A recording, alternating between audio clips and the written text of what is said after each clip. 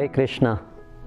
हम मान सम्मान प्रशंसा पाकर कैसे अपने मन के ऊपर नियंत्रण बनाए रखें, मान सम्मान और प्रशंसा पाकर हम कैसे अपना व्यवहार करें, हाउ टू हैंडल ग्लोरिफिकेशन। मान सम्मान प्रशंसा सबको बहुत अच्छा लगता है। जब भी किसी की प्रशंसा की जाती है तो उनके हृदय में बहुत आनंद होता है। प्रभु जी, आप बहुत अच्छा खाना बनाते हैं, आप बहुत अच्छा सिंगिंग करते हैं, आप बहुत अच्छा बोलते हैं। तो जैसे ही ऐसा सुनते हैं तो हृदय में एक आनंद छा जाता है। अरे फाइनली तो किसी ने मुझे समझा, किसी ने मेरा सत्कार किया, किसी ने मेरे महानता को जाना। मान सम्मान पाकर सबके हृदय में घमंड की भावना आने लगती है, प्राइड आने लगता है। लोग दो परिस्थितियों में किसी का सम्मान करते हैं, किसी की प्रशंसा करते हैं। एक तो जब उनके पास बहुत सुविधाएं हैं, किसी के पास बहुत बड़ा घर है, बहुत अच्छी अच्छी गाड़ियां हैं, बहुत वस्त्र हैं, बहुत खाने की सामग्री है, तो लोग बोलते हैं वाह आपके पास कितना कुछ है।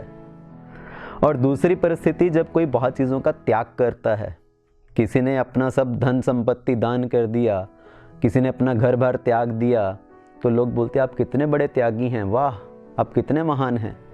तो दोनों परिस्थितियों में लोग प्रशंसा करने के लिए आगे आते हैं। पर प्रशंसा पाकर हमें कैसा व्यवहार करना चाहिए? ऐसा नहीं होना चाहिए कि हमारे हृदय के अंदर घमंड की भावना आ जाए। वाह सुनकर सब लोग फूल जाते हैं। ये वाह का उल्टा क्या है? हवा। जैसे एक गुब्बारे के अंदर हवा भरी जाती है तो गुब्बारा जमीन से ऊपर उठता है, तो वैसे ही वाह पाकर व्यक्ति जमीन से ऊपर उठने लगता है। पर ये वाह कब हवा बन जाए, कब हवा बनकर उड़ जाए, कुछ पता नहीं चलता। जो लोग आज प्रशंसा कर रहे हैं, कल वही लोग आपकी निंदा भी कर सकते हैं। तो ये जो प्रशंसा है, ये वास्तव में एक बहुत खतरनाक चीज़ है, एक राक्षसी के समान है। और हमें कैसा व्यवहार करना चाहिए कि हम अपने मन के ऊपर नियंत्रण रख सकें, चाहे मान सम्मान की भावना है या यश अपयश हो, हर परिस्थिति में हम अपने ऊपर नियंत्रण कैसे बनाए रखें। देखिए, मान सम्मान जब मिलता है तो लोगों को बहुत प्रसन्नता होती है, और एक बार मान सम्मान प्रशंसा मिलने लगे तो व्यक्ति हर परिस्थितियों में उसकी कामना करता है।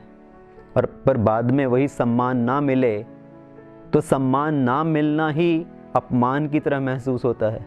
तो उनको लगता है अरे मेरा किसी ने सम्मान नहीं किया। ऐसा नहीं है कि किसी ने उनको कुछ दुर्व्यवहार किया, कुछ दुर्वचन बोले, पर सम्मान ना मिलना ही अपमान प्रतीत होता है। एक बार दशरथ महाराज अपनी सभा में बैठे हुए थे तो सब मंत्री लोग उनकी प्रशंसा कर रहे थे। महाराज आप कितने महान हैं, आपके राज्य में सब व्यवस्था कितने अच्छे से चल रही है, आपके 4 पुत्र हैं, सब आपके इतने आज्ञाकारी हैं, चारों पुत्रों का विवाह हो गया, आपका जीवन कितना सुखमय है। तो जैसे ही दशरथ महाराज ने ये सुना तो अपने हृदय में घमंड होने के बजाय महाराज दशरथ ने अपना आत्मनिरीक्षण किया।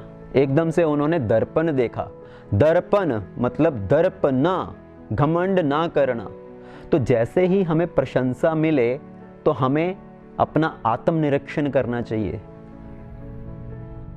हमें इंट्रोस्पेक्शन करना चाहिए कि मैं वास्तव में क्या हूं। लोग आज मेरी प्रशंसा कर रहे हैं, पर मैंने अपने पास्ट में बहुत गलतियां की हैं। तो अपनी गलतियों को याद रखते हुए हमें ये सोचना चाहिए कि मैं वास्तव में कितना पतित व्यक्ति हूं। आज मुझे ये सब मान सम्मान मिल रहा है जो भगवान की कृपा है, पर मैं इसके काबिल नहीं हूं, मैं इसके लायक नहीं हूं।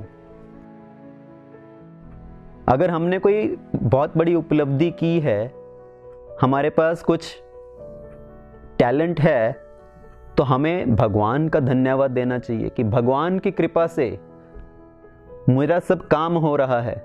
मेरे पास जो भी बल है, जो बुद्धि है, जो कार्य करने की क्षमता है, ये सब भगवान का दिया हुआ है। हमें अपने आप को भगवान का एक निमित्त समझना चाहिए। जैसे भगवान भगवत गीता में अर्जुन को बोलते हैं निमित्त मात्र भव समय साची। तो हमें भी समझना चाहिए कि मैं तो भगवान का एक सिर्फ निमित्त मात्र हूँ। भगवान की कृपा से ही मेरा ये सब काम हो रहा है, भगवान ही सब कराने वाले हैं।